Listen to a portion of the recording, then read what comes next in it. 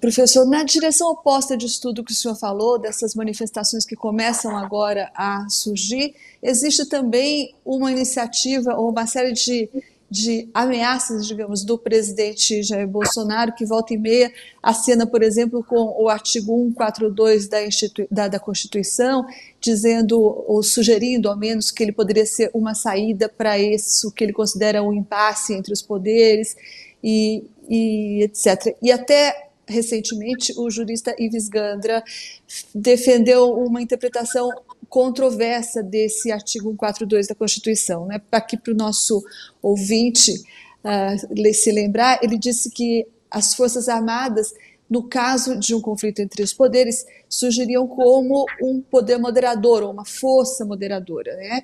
E que o presidente, portanto, como chefe do executivo, poderia convocar as Forças Armadas, o Exército em particular, para resolver de forma pontual esse conflito entre o executivo e o judiciário, ou eventual conflito entre o executivo e o legislativo. Seria, assim, algo como uma intervenção militar constitucional. Isso existe, professor? Intervenção militar constitucional?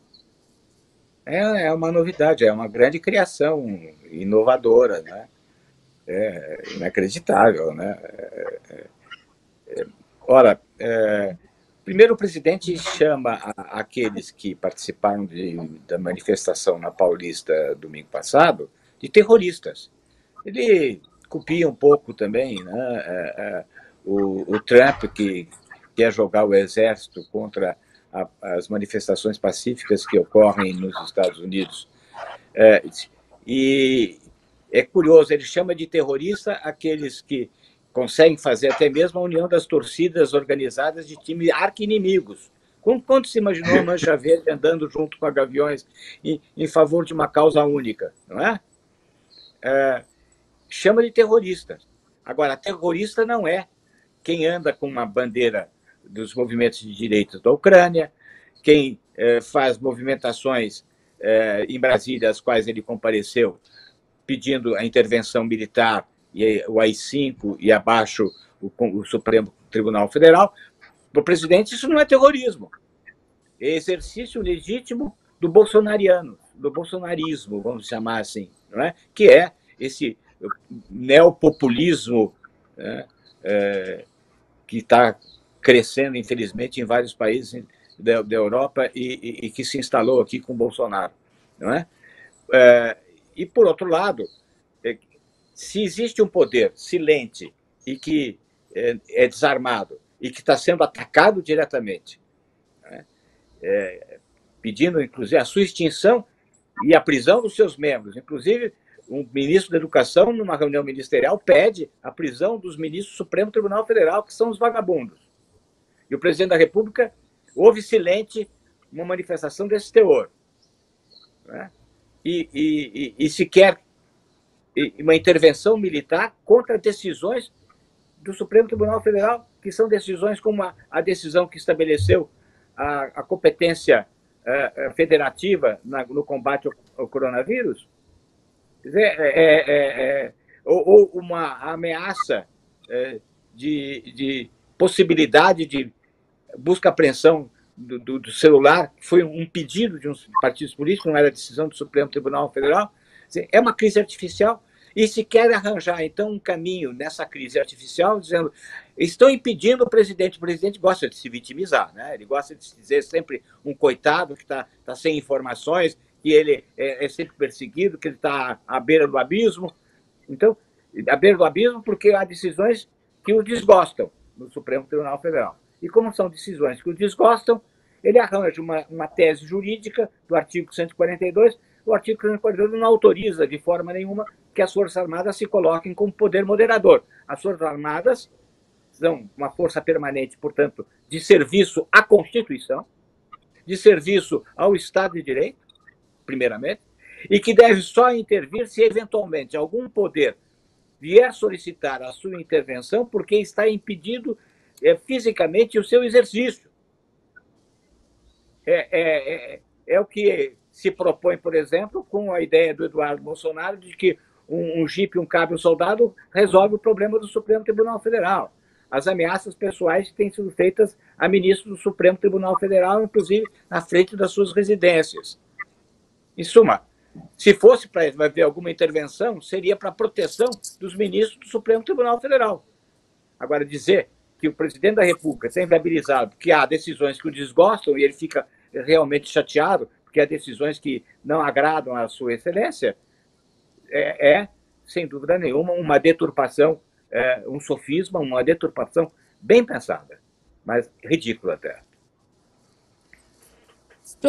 Ministro, deixa eu só ler aqui o artigo 142 para o senhor continuar e para a gente lembrar os ouvintes. O artigo 142 da Constituição diz que as Forças Armadas são instituições nacionais sob a autoridade suprema do presidente da República e destinam-se à defesa da pátria e esse pedaço que o presidente gosta sempre de citar, a garantia dos poderes constitucionais e, por iniciativa de qualquer destes poderes, da lei e da ordem. Então, é esse trecho que o jurista Ives Gandra usa para dizer que as Forças Armadas poderiam, então, como poder moderador, vir em auxílio a quaisquer dos poderes, por exemplo, o Poder Executivo e, portanto, por solicitação do presidente. O que o senhor acha dessa interpretação, ministro?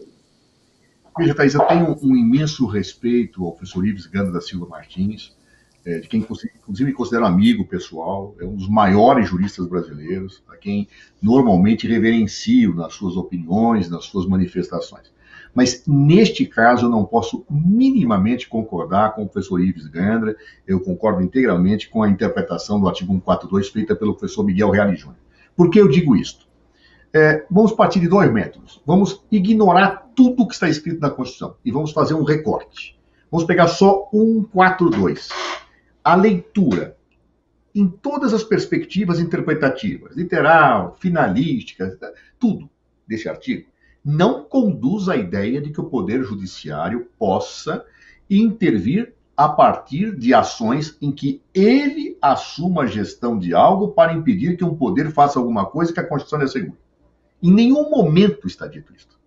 Ou seja, a ideia do poder militar acima dos outros poderes vai no sentido oposto ao que o artigo 142 diz.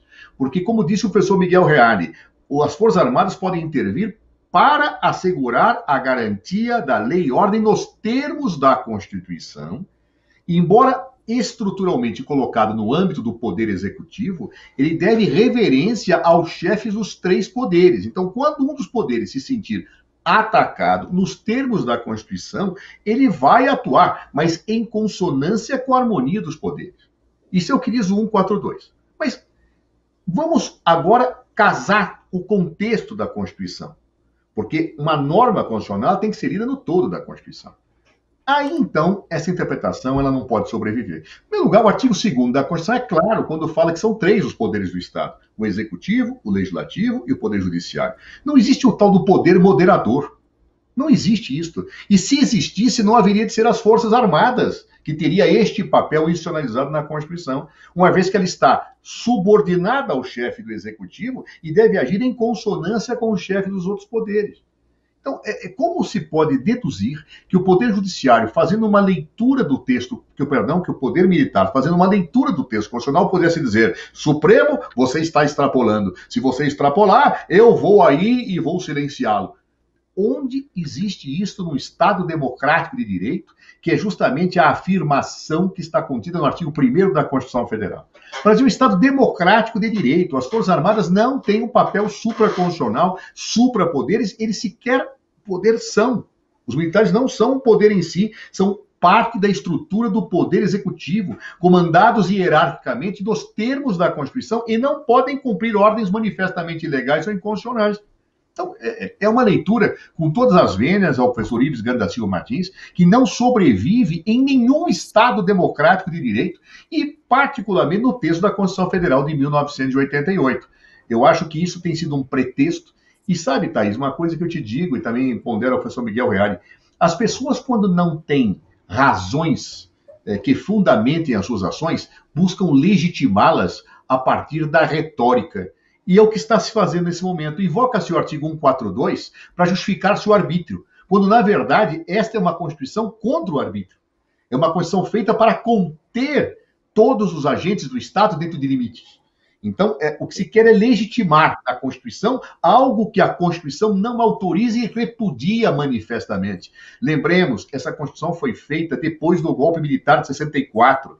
É uma Constituição cidadã, uma Constituição que colocou todos os seus limites e obriga os agentes públicos a respeitarem esses limites. Portanto, é uma interpretação que não sobrevive por nenhuma das técnicas daquilo que nós na faculdade, o professor mais do que ninguém sabe e ensina isso, que nós aprendemos a interpretar normas. Não é interpretação literal, não é a finalidade da lei, não é interpretação sociológica, não é interpretação histórica. O que é isso?